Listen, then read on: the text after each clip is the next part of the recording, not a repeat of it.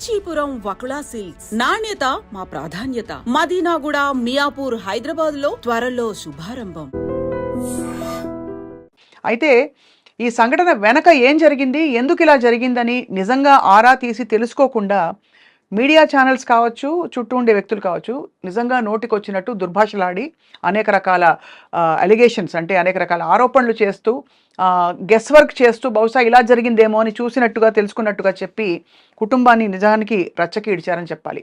రజిత మైనంపల్లి గారితో నేను మాట్లాడింది కరెక్ట్గా హంపీకి బయలుదేరిన సమయంలో అనుకోకుండా యాదృచ్ఛికంగా ఫోన్ చేస్తే గగ్గోలు పెట్టి ఆవిడ ఏడుస్తున్నారు. నా బిడ్డ కనిపించట్లేదు నిన్నటి నుంచి అని వార్త వచ్చింది, ఇంతవరకు దర్శనం ఇవ్వలేదు అని చెప్పి ఆవిడ చెప్పిన తీరు గుండె అసలు పిండేసినట్టు అయిపోయింది. కూతురు కొట్టుకుని అక్కడ నీళ్లలో కొట్టుకుపోతుంటే తల్లికి ఎలా ఉంటుందో ఊహించుకోవచ్చు. ఇవాళ ఇదే అంశంపై మాట్లాడబోతున్నాం. జరిగిన సంఘటన ఏమిటి, అవాస్తవాలు ఎలా బయటకు వచ్చాయి, ఈ అంశంపై మాట్లాడడానికి మనతో పాటు అందరికీ సుపరిచిత సామాజిక ఉద్యమకారిణి అండ్ అలాగే కౌన్సిలర్గా వక్తగా మనందరికీ సుపరిచితులు కృష్ణకుమార్ గారు ఉన్నారు. నమస్కారం మ్యామ్. నమస్తే. మీరు కూడా ఈ సంఘటన చూశారు? చూసానండి. చాలా చాలా బాధ అనిపించింది నాకు. ఎందుకంటే బిడ్డలు లేని వాళ్ళకి ప్రేమ ఉండదని నేను అనను, కానీ ఎవరికైనా ప్రేమ ఉంటుంది. కానీ ఒక సామెత ఉంది, ఎవరమ్మ చచ్చిపోతే వాళ్ళు ఏడుస్తారు అన్నట్టు. ఎవరి బిడ్డ చచ్చిపోతే ఆ కడుపు కదులుతూ చూసారా, పేగు కదులుతూ చూసారా. ఇప్పుడు మనము మూసి కంట ఉంది, అది చాలామంది చాలా గొప్పగా చెప్తారు ఏదన్నా చెప్పేటప్పుడు. ఏమని, అసలు ఒక బిడ్డని కనటం అంటే పునర్జన్మనివ్వడం, ఇలా అది వాస్తవమే. కానీ చాలా గ్లోరిఫై చేసి చెప్తారు. కానీ అలాంటి పరిస్థితిని ఎవరైనా ఒక నెగిటివ్గా ఎదుర్కొంటున్నప్పుడు ఎంత నొప్పులు పడి మనం కన్నా ఎంత ఏడుస్తాము, ఎంత బాధలు పడతాము, ఎంత ప్రసూతి వైరాగ్యం వస్తుంది, అన్నీ వస్తాయి.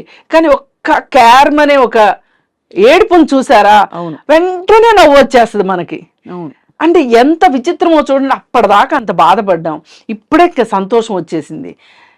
మరి ఇలా పెంచే క్రమంలో ఎన్నిసార్లు బాధపడతాము, ఎన్నిసార్లు సంతోషపడతాము. వాళ్ళ పన్నున్నా సంతోషపడతాము, నవ్వినా సంతోషపడతాము, నడిచినా సంతోషపడతాము. ఇంత సంతోషపడతామే. ఈ బిడ్డలు పెరిగేటప్పుడు ఎన్నో కష్టాలు ఉంటాయి, పిల్లలతోటి ఎదురు దెబ్బలు ఉంటాయి, అలాగే సంతోషాలు కూడా ఉంటాయి. ఏదైనా ఒకసారి మా అమ్మాయి స్కూల్లో జిమ్నాస్టిక్స్ చేసేది, రిబ్బన్తో చేస్తారు కదా, అది చేస్తూ ఉండేది. చేస్తూ ఉంటే స్కూలు స్పోర్ట్స్ డే రోజు ఆ ప్రోగ్రాం జరుగుతుంది. పక్కనే కూర్చున్నారు. వాళ్ళకి మా అమ్మాయి అని తెలియదు. వాళ్ళు ఎంతలా అంటున్నారంటే, అబ్బా ఎలా చేస్తుంది, ఎట్లా చేస్తుంది, అబ్బా ఎంత ప్రాక్టీస్ చేసి ఉంటుంది, అది ఇది అని అంటుంటే ఆటోమేటిక్గా నా కళ్ళల్లో నీళ్ళు వచ్చినాయి. అవి ఆనంద బాష్పాలు. అలాగే ఇబ్బంది పెట్టిన సందర్భంలో కోపంలో కూడా కన్నీరు వస్తుంది మనకి. అలాగే వాళ్ళకి ఏదైనా కష్టం వచ్చింది అంటే బాధలో కూడా కన్నీరు వస్తుంది. ఇలా ఎన్ని రకాల కన్నీళ్ళు దాటి దాటి దాటి మనం ఒక తీరానికి చేరతాం. వాస్తవం కదా, తీరానికి ఎప్పుడు చేరతాము, వాళ్ళు మంచిగా చదువుకుని మంచిగా సెటిల్ అయ్యారనే నమ్మకం మనకు కలిగిన తర్వాత వాళ్ళకి పెళ్ళయ్యి వాళ్ళకి పిల్లలు వచ్చిన తర్వాత ఆ పిల్లల్ని మన పిల్లల్ని మనం ముద్దాడలేమండి సరిగా 100%. కానీ మన గ్రాండ్ చిల్డ్రన్ ఉంటారు చూసారా, మన పిల్లలకు పుట్టిన పిల్లలు, అసలు మనం ఆ పిల్లల్ని కూడా వదిలేస్తాం. అవును, ఆ పిల్లల కోసం ఏంటో కొత్త జీవితం మొదలైంది అన్నట్టు చూస్తాం. అలాగే అంటే ఇప్పుడు ఆవిడ ఏ దశలో ఉన్నారు, ఆవిడైనా నేనైనా ఒకే వయసులో ఉన్నాం. ఇప్పుడు నాకంటే బహుశా తను కొంచెం చిన్నది కావచ్చు. ఇప్పుడు ఆ బిడ్డ పెళ్లి కోసం చూస్తూ ఉండాలి, ఎందుకంటే చదువు అయిపోయింది, చదువు మెడిసిన్ అయింది. ఇప్పుడు 25 ఏళ్ల పిల్ల చదువు నెక్స్ట్ కవలలు. ఆవిడకి మా కవలల్లో పెద్ద పాప అమెరికాలో ఉంటుంది. అది అసలు అంటే ఇప్పుడు ఇది ఒక జర్నీ కదండి, ఒక ప్రయాణం. ఈ ప్రయాణంలో కష్టాలు చూసాము, నష్టాలు చూసాము, సంతోషాలు చూసాము, ఎన్నో చూసి చూసి చూసి ఈ మధ్యలో ఆర్థిక సమస్యలు ఉంటాయి. ఎవరికైనా సరే, పెద్దవాళ్ళకి పెద్దవి ఉంటాయి, చిన్నవాళ్ళకి చిన్నవి ఉంటాయి. ఈ పిల్లల జీవితం ఎట్లుండబోతుంది. ఒకసారి ఒక స్నేహితురాలు కూతురు పెళ్ళిలో ఆ స్నేహితురాలు ఏడుస్తుంది.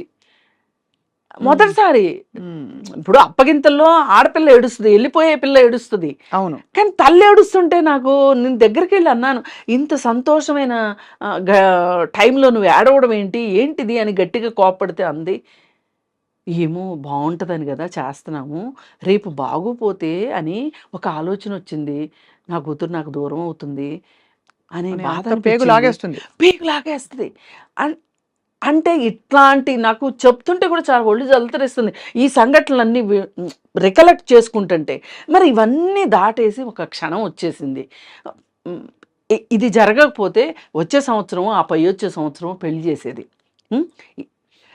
అంతలా ఊహించుకుంటారు. అంటే ఎక్కడికో వెళ్ళిపోయిన మనసు ఇవాళ పాతాళంలోకి వెళ్ళిపోయినట్లు అయిపోయింది.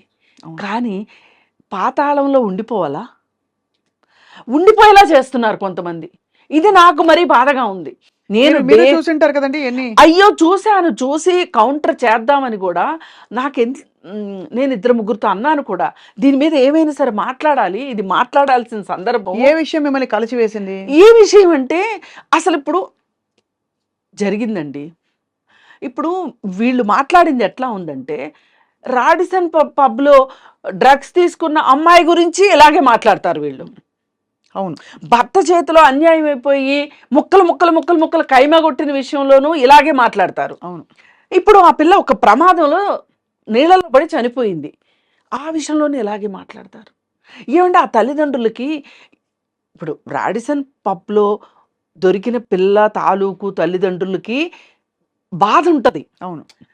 అందరూ ఏమంటారు, ఏం పెంపకం ఇది అంటారు. నేనంటాను, చాలా చిన్నప్పటి నుంచి ఉన్న సామెత, బిడ్డలు కంటాం కానీ రాతలు కంటామా అంటారు. ఇది చాలా లోతైన మాట. ఇప్పుడు ఎవ్వరూ చనిపోయే బిడ్డలను కందామని ఏ తల్లి అనుకోదు, ఒక దొంగని కందామని ఏ తల్లి అనుకోదు, అలాగే ఒక కూనికోరిని కందాము అని ఏ తల్లి అనుకోదు. ఏ తల్లి అయినా మంచి బిడ్డలే పుడతారు అనుకుంటుంది. ఒకవేళ వాళ్ళు చెడు మార్గంలోకి వెళ్ళినా మంచి మార్గంలోకి వస్తారని ఆఖరి ఊపిరి వరకు తల్లి ఎదురు చూస్తండి. నేను తండ్రుల సంగతి పెద్దగా చెప్పలేను, వాళ్ళ ప్రపంచం చాలా పెద్దది. అంటే తండ్రులు చెడ్డవాళ్ళని కానీ వాళ్ళకి దుఃఖం ఉండదని కాదు, తల్లులకు ఉండే అంత పాత్ర ప్రమేయం తండ్రికి ఉండకపోవచ్చు అన్ని సందర్భాల్లో ఉండకపోవచ్చు. ఎందుకంటే మనకి 9 నెలలు మోస్తాం కదా, ఒక 5-6 కేజీలు, ఒక 4 కేజీలు బరువు ప్లస్ దాంతోపాటు ఉండే కొంత నీరు, కొంత రక్తము, ఇదంతా ఎవరి నెత్తి మీదన్నా పెట్టి 9 నెలలు నడవండి మీరు అంటే నడుస్తారా? అంతే కదా. ఎవరైనా ఎందుకు స్త్రీ ఈ పని చేస్తుంది?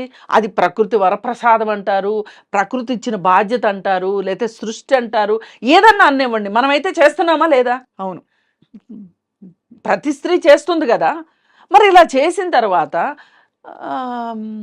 ఇలా జరిగింది, ప్రమాదవశాత్తు జరిగింది అనేది అక్కడ కళ్ళకు కట్టినట్టు కనిపిస్తుంది. అంటే ఆ ప్రమాదవశాత్తు అనేది రాసే వాళ్ళకి సరిపోట్లే, వాళ్ళ ఓన్ కథలు ఆ కిక్కు వాళ్ళకి సరిపోవట్లా.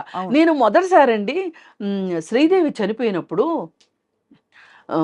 ఎక్కడ సినిమా యాక్టర్ శ్రీదేవి దుబాయ్లో చనిపోయినప్పుడు ఆ మునిగిన వ్యవహారం చూసారా?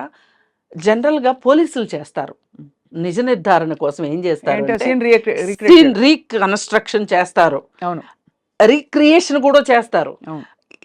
పోలీసులు చేయడం విన్నాం కానీ మీడియా ఛానల్స్ చేయడం మటుకు మరి వేరే దేశాల్లో ఎలా చేస్తారో నాకైతే తెలియదు, మీకే తెలియాలి. మన దేశంలో మటుకు జోహార్లు చెప్పాలి మీడియా. పరాకాష్ట. ఇది చూసిన వాళ్ళు ఏం అర్థం చేసుకోవాలనుకుంటున్నానంటే, మీకు కుటుంబాలు ఉన్నాయి, మీకు పిల్లలు ఉన్నారు, మీ పిల్లలకు కూడా జరగచ్చు, జరగాలని మటుకు నేను కోరుకోను, మనస్ఫూర్తిగా జరగకూడదనే కోరుకుంటాను.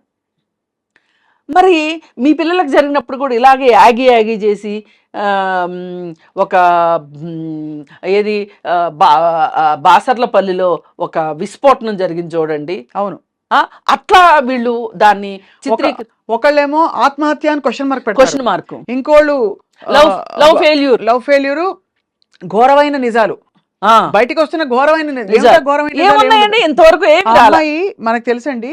ఆ అమ్మాయి, నేను వెళ్ళి రజిత గారిని పలకరించాను, పరామర్శించి వచ్చాను. ఆ అమ్మాయి ముందు రోజు రామకోట రాసుకుంది అక్కడ, యాదృచ్ఛికంగా, అంటే ఫ్రెండ్స్తో వెళ్ళిన ఎక్స్కర్షనే. అది హనుమంతుడి జన్మస్థలం అని తర్వాత తెలిసింది. అంటే ఇది ఏంటి ప్లేస్ అని తెలిస్తే ఇవన్నీ అంటే ఒక విధమైన ఒక వాతావరణంలో ఆ అమ్మాయి రామకోట రాసుకుంటూ అది ఆ ఫోటోలు కూడా పెట్టి మొన్న దేవీ నవరాత్రులకి ఆ అమ్మాయి డాన్స్ నేర్చుకుంటుంది, క్లాసికల్ డాన్స్.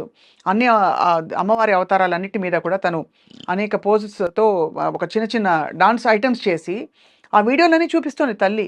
చక్కగా పెరిగిన పిల్ల, ఆ బిడ్డకి ఇవన్నీ ఇష్టము, ఇంత భక్తి ఉన్న బిడ్డ, ఇలాంటి బిడ్డని అన్ని మాట్లాడడం, నన్ను నా కుటుంబాన్ని ఇలా రాయడం అన్నది నిజంగా ఆ తల్లి ఆవిడ చెవుల్లో ఇప్పుడు ముందు ఏమో ఇటువంటి ఒక కష్టం, దానికి మించిన కష్టం ఇది.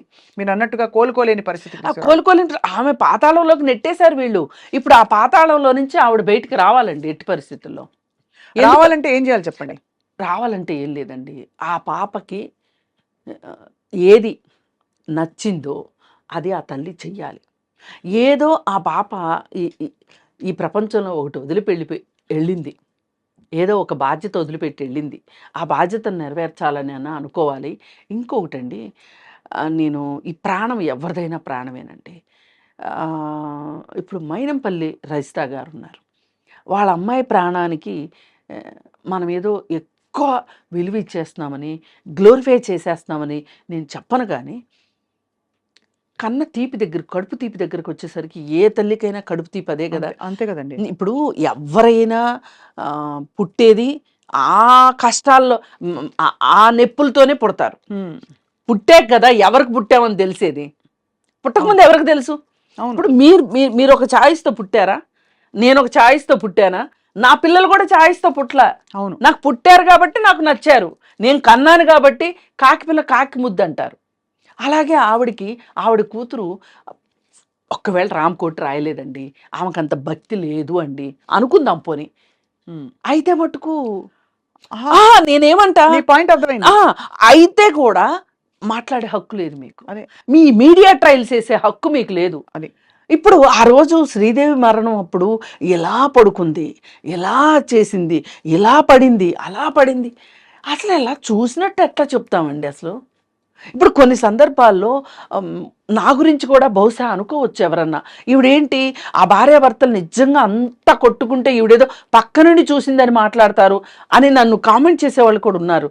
నేను ఒకటే చెప్తా, భావోద్వేగాల విషయంలో కొంచెం డిగ్రీలు అటు ఇటు ఉండొచ్చు, కానీ ఇలాంటి ఇబ్బందులున్న కుటుంబాల్లో ఇంతకంటే వేరేగా జరుగుతాయి అనడానికి లేదు. అటు ఇటు అంతే, కానీ జరిగేది మట్టుకు అది వాస్తవం. ఇప్పుడు ఈవిడ విషయంలో నేనేం కోరుకుంటున్నానంటే, రజిత గారి దగ్గర నుంచి వాళ్ళని ఎంత బలంగా కొడితే అంత బలంగా వెనక్కి వస్తాడు. ఈవిడ ఖచ్చితంగా బౌన్స్ బ్యాక్ అవ్వాల్సిందే. ఎందుకు అవ్వాలో కూడా చెప్తాను నేను. ఎందుకంటే ఆ పాపను కన్నే విషయంలో కానీ, పెంచే విషయంలో కానీ, ఆ పాప హంపి వెళ్ళే విషయంలో కావచ్చు, అక్కడ ప్రమాదం జరిగిన విషయంలో కావచ్చు, ఈవిడ తప్పేంటో చెప్పండి? ఏమీ లేదు. కానీ ఆవిడ తప్పు కాని దానికి ఆవిడ ఎందుకు బాధపడాలి? ఆవిడ ఒకే విషయానికి బాధపడవచ్చు, ఆమె కడుపు కదిలిందా తీపి కోసం ఆవిడ బాధపడాలి. నవ్వుతూ ఉండే నా పాప ఇలా అంతర్ధానం అయిపోయింది చెప్పా పెట్టకుండా అనే దానికి ఆవిడకి బాధపడే హక్కు ఉంది, ఆవిడకి బాధపడాల్సిన అవసరం కూడా ఉంటుంది. అవును, కానీ ఈ అవాకులు చవాకుల కోసం బాధపడితే ఆవిడ ఎన్నాళ్ళు ఎంతమందికి స్ఫూర్తిదాయకంగా మాట్లాడారు, ఎన్ని రోజుల నుంచి ఆవిడ ఎంత లైవ్లీగా మాట్లాడతారండి. నేను అనుకుంటా ఆవిడ వీడియోలు నేను బాగా చూస్తుంటా, చాలా కలుపుతారండి. అంటే ఆవిడ డీటెయిల్స్ ని, వివరాలని అర్థం చేసుకునే ఒక మెచ్యూరిటీ ఉంది ఆవిడ. అదే కాదండి, ఆవిడ ఏది చెప్పినా ఆవిడ అనుభవిస్తున్నట్లు చెప్తారు. ఆవిడ ముఖ కవళికలు కావచ్చు, ఆ బాడీ లాంగ్వేజ్ ఎలా ఉంటది అంటే ఆమె అక్కడ ఉందా అనిపించేలాగా, అంటే అంత లీనమైపోయి మాట్లాడతారు. ఇప్పుడు ఒక సమస్య గురించి అడిగామనుకోండి, ఆ సమస్య ఆవిడకే వస్తే ఆవిడ ఎలా ఫీల్ అయ్యి, ఆవిడ ఎలా మాట్లాడతారు, ఆవిడ ఎలా ఉంటారు అనేటట్లు చెప్తుంది. మంచి హావభావాలు ఉన్నాయండి ఆవిడ దగ్గర. ఆ హావభావాలతోటి ఒకవేళ ఎప్పుడన్నా మనకి ఆడియో ప్రాబ్లం వస్తే కూడా వీడియో ప్రకారం ఆవిడని అర్థం చేసుకోవచ్చు. అవును, అంత ఫేస్ ఎక్స్ప్రెషన్స్ ఉంటాయి. అంటే ఫేస్ ఎక్స్ప్రెషన్స్ గురించి ఎందుకు చెప్తున్నానంటే, రెండో వాళ్ళకి మనం చెప్పేది నాటుకోవాలి అంటే, అర్థం అవ్వాలి అంటే మనము ఎంతలా ఎంత రాతి మనుషులకు కూడా అర్థం అవుద్దండి. అంత ఇన్వాల్వ్ అవ్వాలి. ఆమె అంత ఇన్వాల్వ్ అయ్యి చెప్పేది రాతి మనుషులకు కూడా అర్థమవుతుంది. ఆమె అంత ఎవరి విషయమో అంత ఇన్వాల్వ్ అయ్యే మనిషి, ఆమె కూతురు చనిపోతే ఆమె ఎంత బాధపడుతుందండి, అవునవును ఎంత కదా. ఏడుస్తుందండి. ఇంకోటి ఇప్పుడు అమెరికాలో కాల్పులు జరుగుతూ ఉంటాయి కదా. వెళ్ళిన స్టూడెంట్స్ చనిపోయారు, రోడ్డు ప్రమాదాలు జరిగినాయి, అమెరికాలో ప్రధాన ప్రమాదము అని ఒక లైన్ వస్తూ ఉంటుంది. రాగానే మనకేమనిపిస్తుంది, మన పిల్లలో, మన మేనల్లుల్లో, మన మేనకోడళ్ళలో, లేకపోతే మనకు బాగా స్నేహితులు పిల్లలో ఉంటారు కదా, ఒక్క క్షణం మనము ఉలిక్కిపాటుకి గురయ్యి ఏ ఏ ఊరు ఏ రాష్ట్రంలో అనేది చూస్తామా చూడమా? తప్పకుండా. ఎందుకు చూస్తాము? ఎందుకు చూస్తామంటే అమ్మో మన వాళ్ళకేమన్నా జరిగిందా అనే ఒక భయం. అవును, అలా ఉండకపోతే అసలు మనుషులు కాదండి. వాస్తవం అలాంటి కదా. ఫీల్ అవ్వకపోతే, ఆ ఫీల్ లేకపోతే మనుషులు కాదు. మరి అసలు మనం పిల్లలకి జ్వరం వస్తేనే తట్టుకోలేము తల్లులు. వాళ్ళు నిద్రపోయినా వాళ్ళకి ఇన్ని గంటలకు మందు వేయాలి అంటే ప్రతి 2 గంటలకి మందు వేయాలన్నారు అనుకోండి, ఇలా కూర్చుంటాం. అవును, ఎక్కడ మిస్ అయిపోతాము అని. ఎక్కడ మిస్, ఆ టైం ఎక్కడ దాటిపోతాము అని. అంటే ఇంతెందుకు నేను చెప్తున్నానంటే బిడ్డల మీద తల్లికి అంత ప్రేమ ఉంటుందండి. నా చిన్నప్పుడు ఒకసారి ఏం జరిగిందంటే, మా ఇంట్లో అప్పట్లో తాటాకులు ఇళ్ళు ఉండేవి ఊర్లలో. అయితే పాము వచ్చింది. పాము పైకి ఎక్కేసింది. ఎక్కేస్తే ఆ రాత్రంతా మా అమ్మ నిద్రపోలేదు. ఎక్కడ వచ్చేస్తున్నా పాముని. పిల్లలు ఉన్నారు, నిద్రపోతున్నారు. ఒకవేళ పాము కావాలని మరి రాకపోయినా జారి పడితే కూడా ఏమవుతుందో నా పిల్లలకి అని అలా అలా పెట్టుకుని లైట్ పెట్టుకుని చూస్తా కూర్చుంది.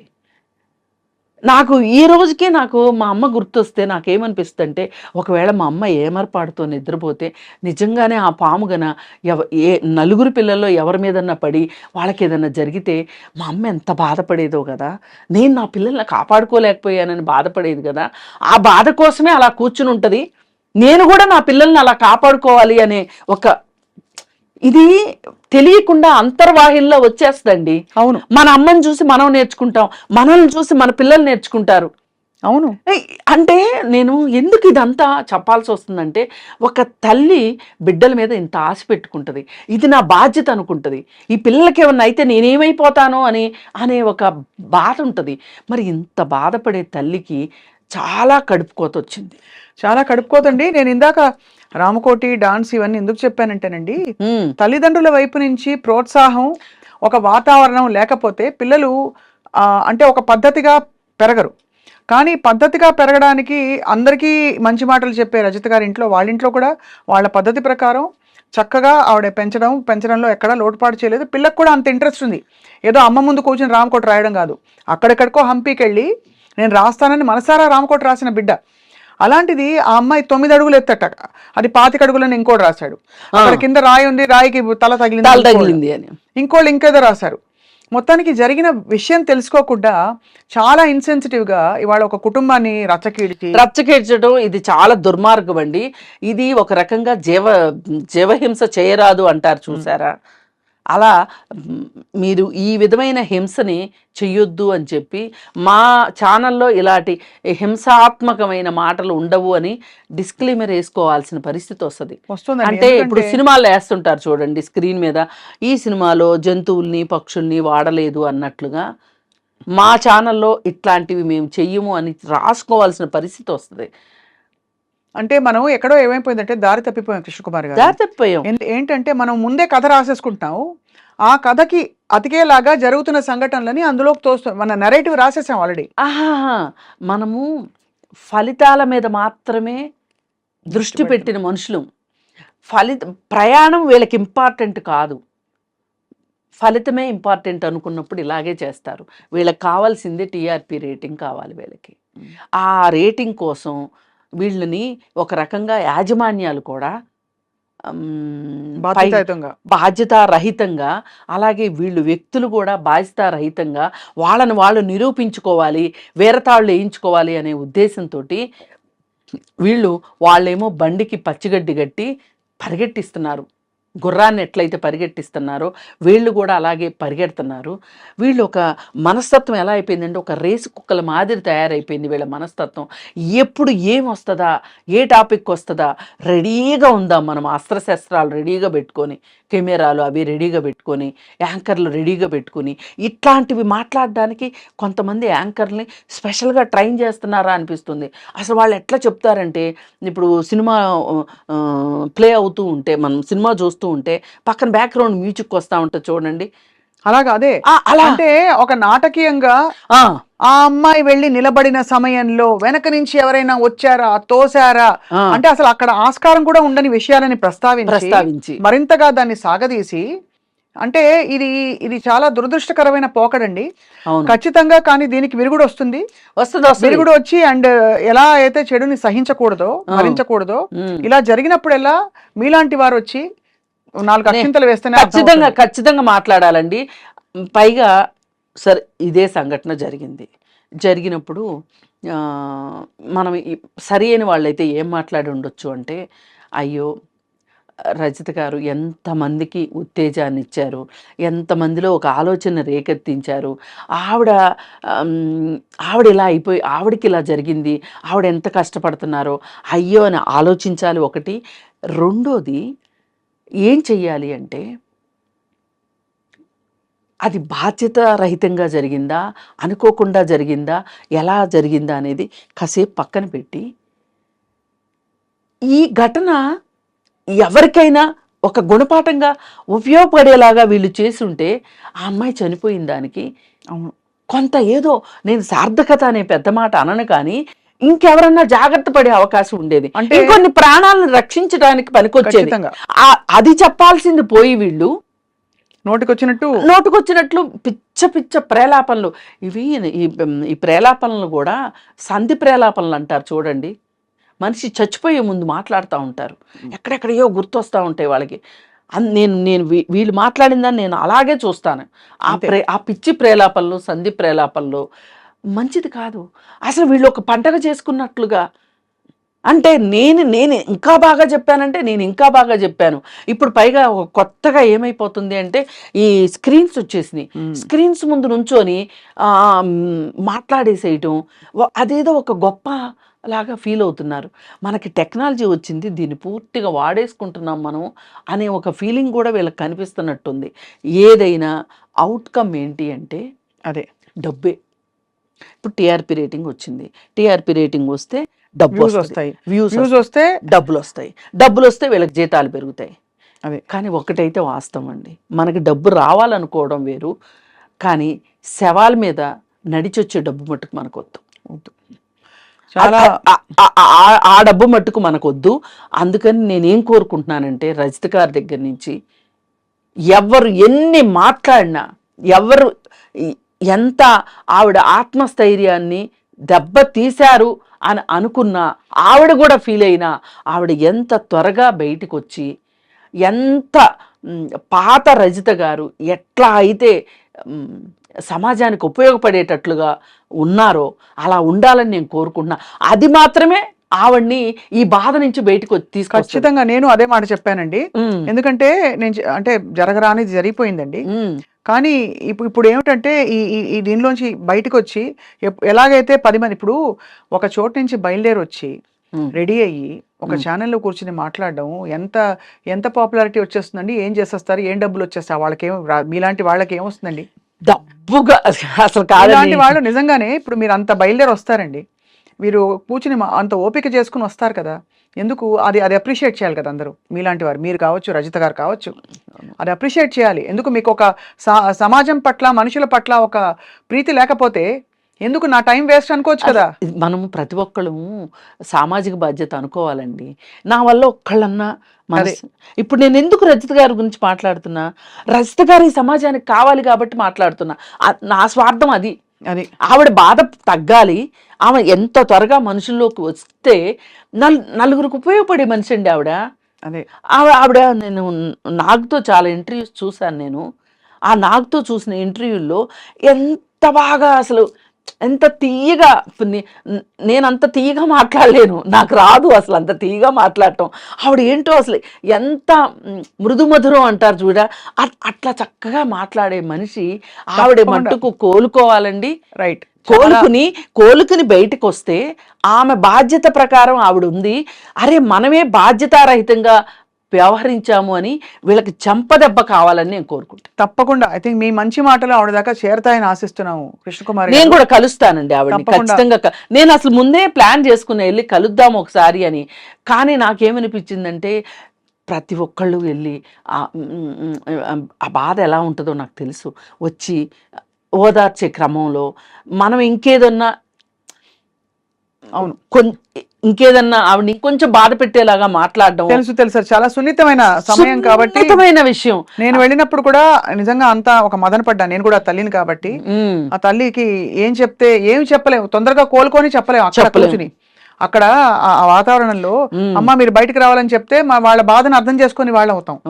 అలా అని వింటూ ఉంటే వాళ్ళకి ఏడుపు వస్తుంది, ఏమనాలో అర్థం కాని పరిస్థితుల్లో కొంత ఓదార్పునిచ్చే ప్రయత్నమే చేస్తాం మనం. మీరు తప్పకుండా వెళ్తారు. నేను వెళ్తాను. నేను వెళ్ళి నేను ఆమె బయటికి రావాలని ఎందుకు కోరుకుంటున్నానంటే, ఇది చెప్పు దెబ్బ కావాలి. అవును, కుక్క కాటికి చెప్పు దెబ్బ అంటారు చూసారా, అది అవ్వాలంటే అరే ఇంత స్ఫూర్తిదాయకమైన మనిషి గురించా, మనిషి పిల్లల్ని పెంచడం రాలేదనో లేకపోతే ఇంకోటో మాట్లాడామా మనము. ఇప్పుడు ఇదే ప్రమాదాన్ని ఇంకో రకంగా చెప్పొచ్చు, సమాజానికి ఉపయోగపడేలాగా. ఖచ్చితంగా అక్కడ పర్యాటక రంగం వాళ్ళ బాధ్యతారాహిత్యం ఎంత ఉంది అక్కడ పెట్టాలి. ఇక్కడ కరెంట్లు ఉన్నాయనే ఒక బోర్డు పెట్టాలి. డేంజర్ జోన్ ఇది అని, డేంజర్ జోన్ అని ఇదేని పెట్టాలి.